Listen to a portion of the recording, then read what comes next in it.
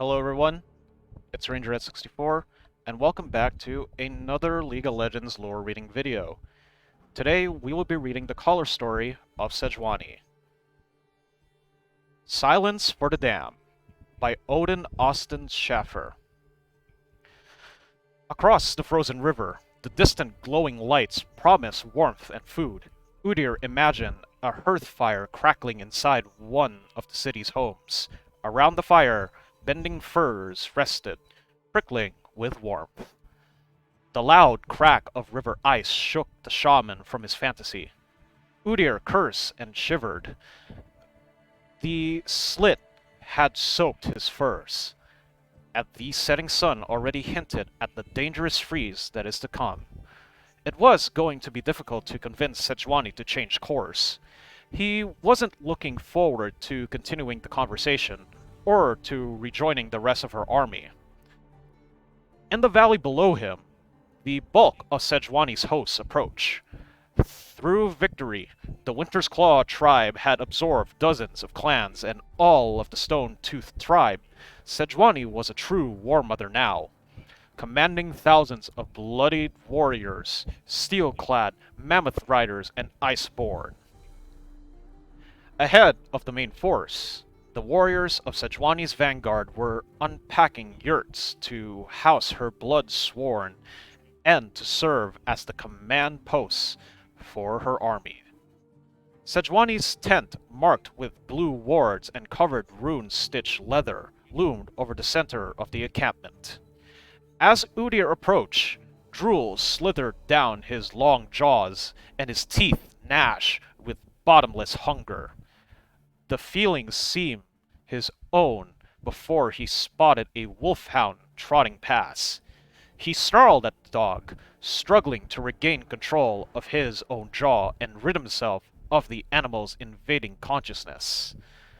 He found Sejuani helping her blood-sworn build a yurt. Udyr smiled in pride. This was her way, no matter the work she led from the front. Rising these mammoth-hide tents in the soaked earth was a burdensome task. As Sejuani slammed a tusk pike into the mud, she stumbled to one knee. Nearby blood-sworn warriors struggled in the icy rain, with cursed echoing hers. Watching Sejuani pull herself to her feet, Udyr was struck once more by how she'd grown into a heavy-shouldered swagger. He would never be able to think of her as anything but the bone-thin girl he'd met so many seasons ago. He wasn't sure he wanted to, though. She had so desperately needed his guidance then. In perhaps only a few more years, Udyr worried he would become a useless burden to her. The weather ended this discussion, Udyr, she shouted over the downpour. The Varkan tribe are a few days west from here, Udyr began. We could avoid crossing the river, take them by surprise, and the minds of dozen passing horses filled Udyr's head. He felt their dozen muscles of frozen tightness tightening as they shivered in the cold. Udyr snapped at the nearest horse. Shut it! No oats now! Taken aback, Sejuani's blood-sworn exchanged nervous glances. Sejuani gave her men a look of warning. Immediately, they returned to work. Even they did not have the right to question her shaman's strangeness. Hiding his hands behind his back, Udyr gently took a small spike made of silver from a hidden pouch. He pushed the metal nail against the flesh of his palm, hardly the relief of meditation, but the metal's pain cleared his mind, allowing him to focus on speaking like a human. The Varkan are only a 6-day march, Udyr snorted. No walls around their villages. Sejuani let his eyes settle before responding. We're out of time, Udyr. Sejuani indicated that the sagging yurts around her. We must take that city across the river or freeze. She gestured to a few of her older warriors nearby. Most of the Longtooth skipped meals to feed their young. Yesterday I helped Orgai buried her daughter. Sejuani's lips, purple from the cold, tightened bitterly. The child was two summers, but as small and frail as one on its first spring.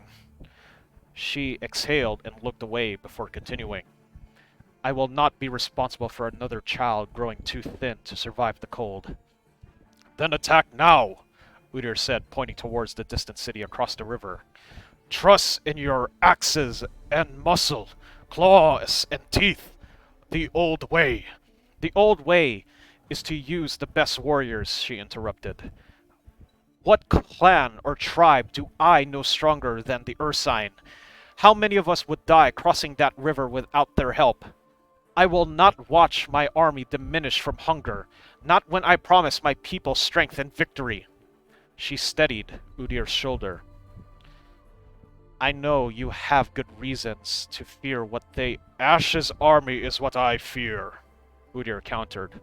New clans bend their knee to your rivals' banner every day. Each moon, the Avarosans absorb whole tribes. You say you want to make the Winter's Claw stronger. If we work with the Ursine, there will be no thralls. No warriors to be reborn as clan kith. The lost ones won't stop until they kill everything living in that town. Our name is the Winter's Claw. They are our kin, Sejuani explained. I called this war, and we stop when the Ursine do not obey! More than the pain from the silver he held, it was Udyr's certainty that finally cleared his mind. His voice finally lowered. Their bloodlust spreads like a sickness. It will consume us. I have valued your advice my whole life, Sejuani said as she considered his words. But we must overwhelm that city tomorrow, she concluded. You've beaten odds worse than this. Udyr lost his train of thought as consciousness of boars, horses, wolves, men, and Elnuk followed through him. He fought against it, knowing this would be the last chance to change her mind. Sejuani, he finally said, Kalkai had many failings. She was too prone to compromise, too quick to see defeat. I know how badly your mother failed you. But it was your grandmother who was our tribe's true coward. Afraid of ever looking weak. Afraid of... You will not speak ill of Hegian, she warned. Even Kalkai was smart enough to avoid your grandmother's mistakes. As he spoke, Udyr knew he had crossed the line. Was it a mistake for Hegian to take me from my mother? Sejuani's eyes flashed in anger. Wouldn't it be better if I became a southern cow like my mother? Should I have laid on a throne as she did, my legs open and my belly full of mead, worthless in a fight, unworthy of ruling? Sejuani stated coldly. The only mistake my grandmother made was tolerating my mother's rule.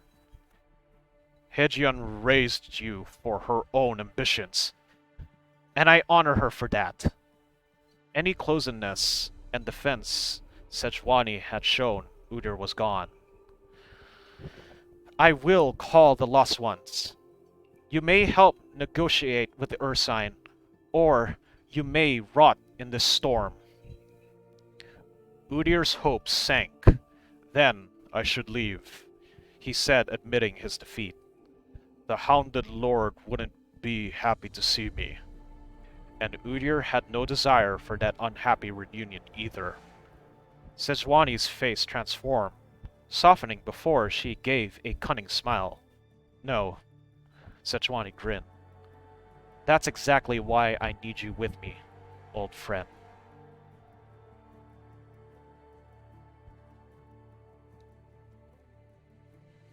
Above him, the song tree's leaves were the color of blood.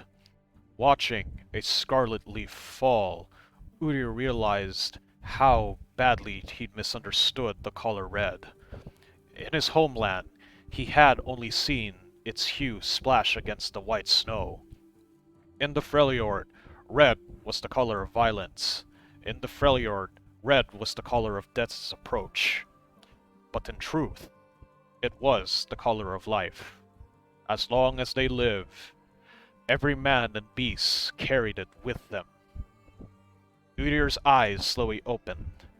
The light of his meditation candle burned in a red spot into his vision. Rain hissed against the weakening flame of his campfire. Wind shook the hut's shagging leather walls, promising to collapse them before the night ended.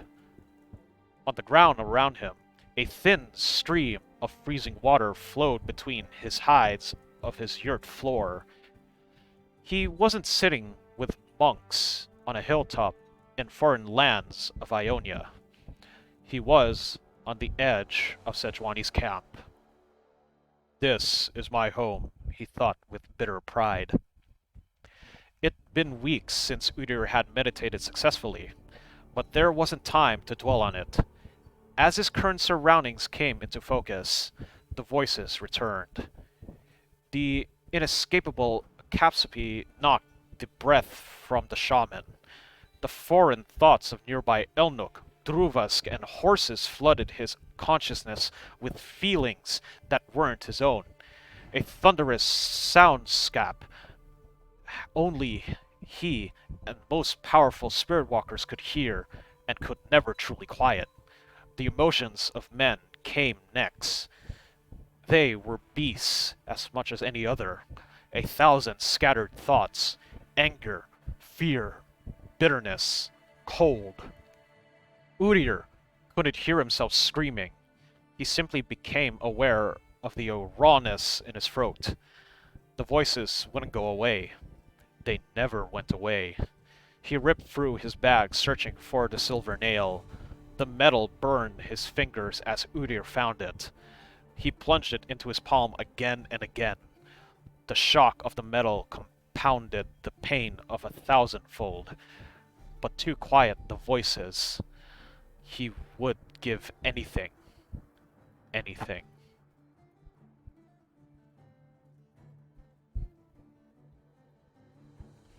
Sejuani wondered how much of the army supplies she was risking to an attempt to contact Ursine. Massive bonfires roared with flames, 3 times the height of man. Around them stood Sejuani's army, starving and cold, stared at the fires with exhaustion and uncertainty. Dry wood was a commodity that determined life or death in this weather. And there was no guarantee the lost ones would come. The bonfires' logs had been arranged to match the interlocking triangles of a death knot pattern. Piled on top of each other, the wood formed a series of burning towers. Surrounding the fires, tall, ancient iron stakes were arranged, forged with the Ursine symbols. Around each stake was heaped a pile of weapons and bones like kindling. All was ready. The warriors prepared to channel the oath needed only the red blessing to begin the ritual. She nodded to the bear spirit's acolyte to begin. He lifted the massive wooden bowl above Sejuani's oath singers and poured. The bear's blood covered them in stinky strings of gore, clinging to the men's features and chests. Each man then took the bear claw totem, dragged it across their chests, and snarled in pain as his skin was ripped open. The final oath singer, a girl of only 10 summers, shivered as the bear spirit's acolyte attached the traditional shawl of raven feathers around her neck like a collar. Then she joined the choir of warriors around the main fire. Her eyes rolled back as she released a sustained noise from her throat, like wind crying in a storm. Then the other oath singers began, each overlapping several pitches at once, creating an unnatural, guttural dirge which harmonized with the fire's roar. The sound dug fear into Sejuani's stomach like an unquenchable hunger. Get Udyr, she commanded a pair of bloodsworn nearby. Hypnotized by the fire, they nodded dumbly, failing even to look away from the ceremony. Find our shaman! She barked. Her voice cut them from the trance, and her guards trudged into the darkness outside the firelight's reach. She marched from the fire to Bristle, her mount. Sejuani knew, whatever uncertainty she felt, her people needed to feel she was ready to lead them into battle. She climbed onto her saddle atop the giant mount's back, an enormous boar-like druvask. Its shoulders were twice as tall as her and heavier than a dozen men. When it snorted uneasily, she didn't need the great shaman's training to know what it felt. Ice crackled around its claws as her unease resonated with her soul-bonded steed. She was risking something other than her army supplies. Above Sejuani, the fire's embers floated towards the sky. Pine pricks of flickering light danced upward and pointed to an approaching storm. Distant lightning flashed, briefly illuminating the wall of ferocious clouds boiling towards her. In the face of this huge maelstroms, she felt as small as a child. The first lightning bolt smashed into an iron stake with a crack. Sejuani leaned forward in her saddle and ran her fingers through Bristle's bark, weary fur. To a horse, or some lesser mount, Sejuani would have lied and uttered soothing words. Instead, she whispered, I don't like it either, Bristle, but I know everything depends on the great shaman.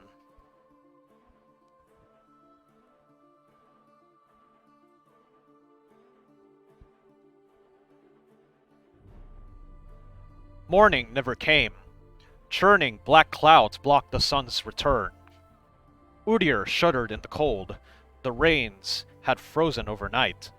The frosts on his legate resisted his every move. His mind twitched and wandered uncontrollably. Too many creatures, too many men surrounded him, and the clamor of their misery howled his mind. Sejuani had arranged her forces in the Twin Horn Formation at the edge of the woods lining the riverside. The camps and hearth-bound warriors stood in the hill behind her frontline troops, awaiting the arrival of the Ursine tribe. Everyone in her hosts had their weapons drawn and ready. Blooded warriors smashed their shields, and the drums of war sounded. This was the way of the Freljord. You proved yourself a friend before either side sheathed arms. Tiny sparks of static electricity began crackling across the Winter's Claws' armor. Swords and axes. Udyr watched as the tribe's warriors reacted to this alien thing, arching and jumping across their weapons. He could feel their fear. At the front of her army, Sejuani threw off her cloak with a flourish, no doubt to remind her tribe that their war mother was a true Iceborn. Battle was the only warmth she needed. Ice magic was in her blood. The army cheered this gesture. Udyr followed her to the edge of the forest. The features of his face stretched, transformed, fangs formed, became tusk, then twisted back into an approximation of his own features. Waves of hair formed and cascaded across his skin, covering him in fur before reversing like waves in an inlet. Reacting to some unknown tide, he growled, jabbered, and drooled. Suddenly, Udyr's eyes widened. They've come. A silence swept over everything. The first of the Ursine slipped out between the black forest's trees without a sound. Savages. with their skins stained drowned by blood, their hair matted with filth. Some were naked, others wore bare hides or the rotting remains of clothes. Next came the beasts, bears mostly, of various sizes and colors. Some breeds Udyr knew, others he had never seen before. They were spirit walkers trapped in the form of the unrelenting bear, men who had forgotten they were men. Then came the monsters. They were strange amalgamations of bears and other creatures, things of legends, dreams, and folklore. They had all been men once too, but now, so consumed by the true spirit, they had passed beyond what the normal animals looked like. The largest of them, a huge bear-like thing, lumbered out of the forest, where its head should have been. A decayed elk skull rested on a mane of black feathers, eyes glowing with blue fire. It opened its jaws to reveal a child's face inside its maw. Then the child opened its own mouth too, spewing a foul brown liquid. Other nightmares followed it from the woods, limping, crawling, and shambling forward. The Ursine assembled in a rough battle line across Sejuani's army. They made no gesture to attack, spoke no words. They simply waited.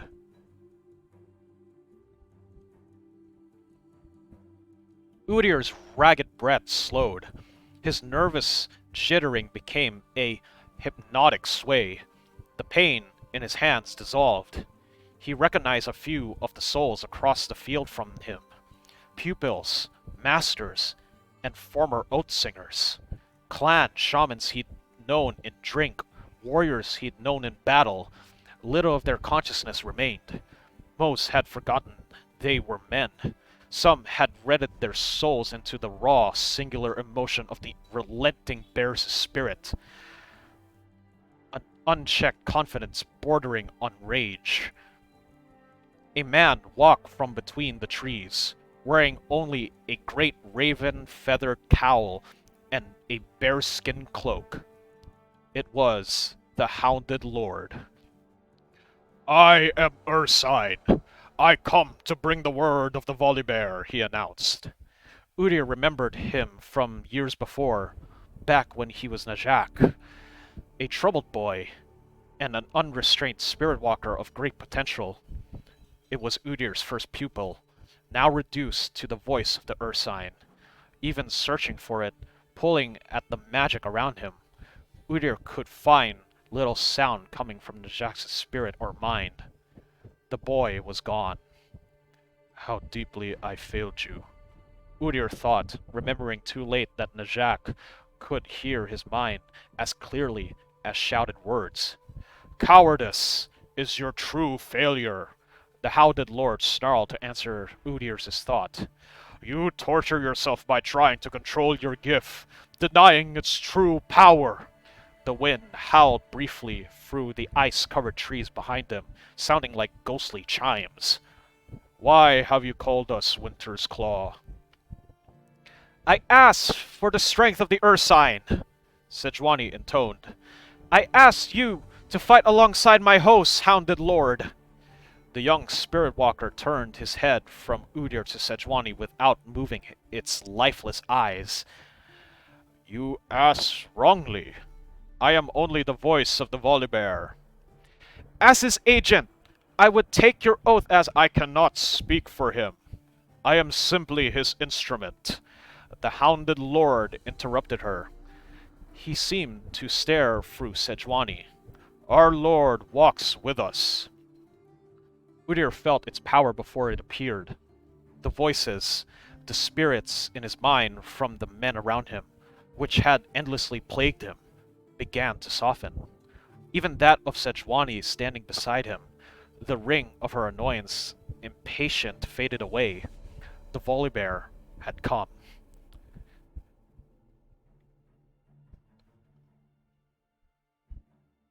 In the forest behind Najak, the great black leaf trees cracked and shook.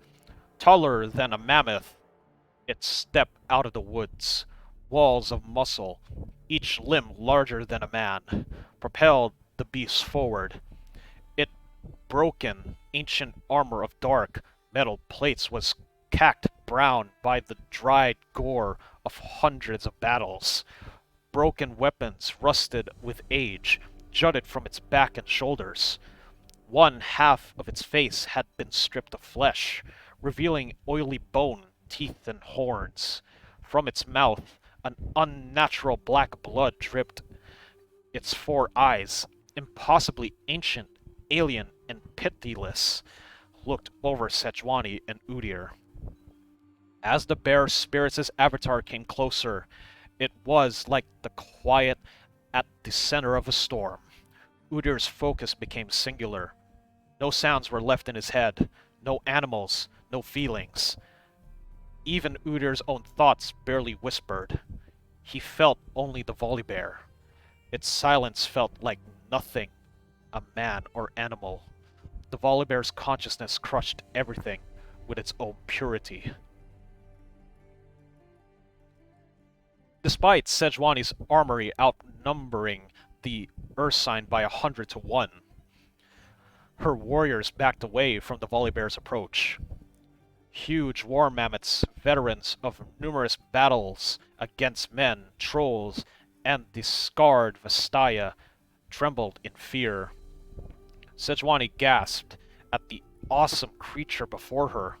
She had not considered the possibility that the avatar of the bear spirit would answer the summon personally.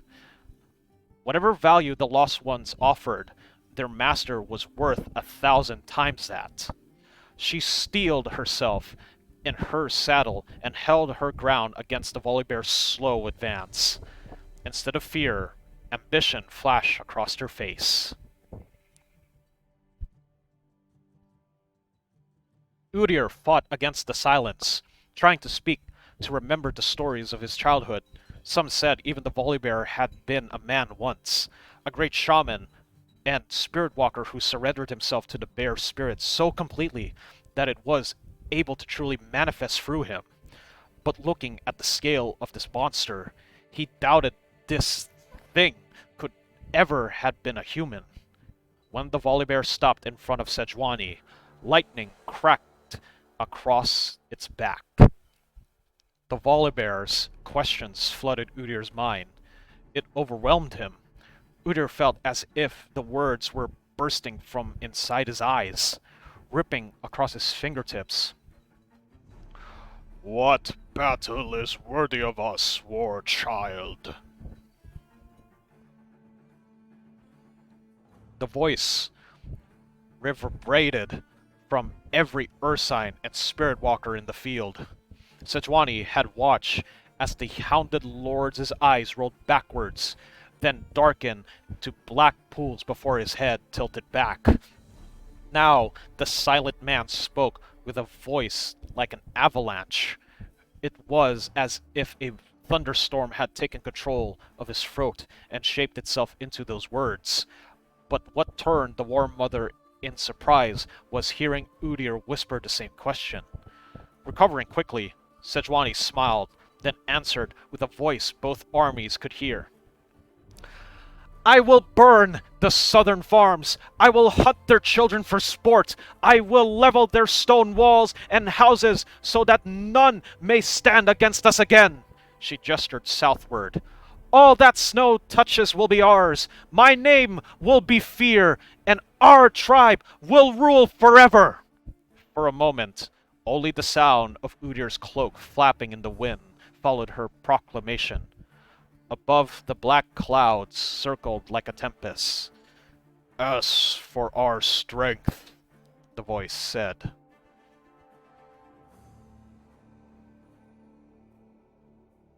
With every ounce of will, Udyr reached into his bag. He pulled out his silver nail. The cold heat of the metal numbed his arm. If he could speak before Sejuani made the bargain. If he could make the human words come out of his mouth. He had time. It wasn't too late. "I ask for your strength. Sejuani replied before her former mentor managed to force himself forward, but shaking and stiff-legged, he then stumbled between the great bear spirit and herself. Udyr dug the silver nail into his hand. He felt nothing as it passed through. No pain, not even the energy of the metal. He opened his mouth to speak, but found no words would come out. Instead, the Volibear's consciousness shook him, forcing him to his knees. "Whom do you offer as sacrifice?" Udyr and the Hounded Lord spoke with the spirit's voice. Udyr closed his eyes and pictured the Ionian hill, the red leaves falling around him. That memory of learning meditation, learning to control his powers seemed so hollow now. A faraway land he could never call home and would never see again. Then, Udyr remembered his return to the Freljord, meeting young Sejuani, and the years of watching her grow into a war mother under his tutelage. From outside his body, Udyr heard his voice cracked in effort. "She makes no pledge to you, bear spirit!" He swallowed as he punched himself towards the monstrous creature. "We offer only the war, and it's dead." The Volibear roared in anger. The force of its howl punched Udyr back towards Sejuani as the beast's spell broke.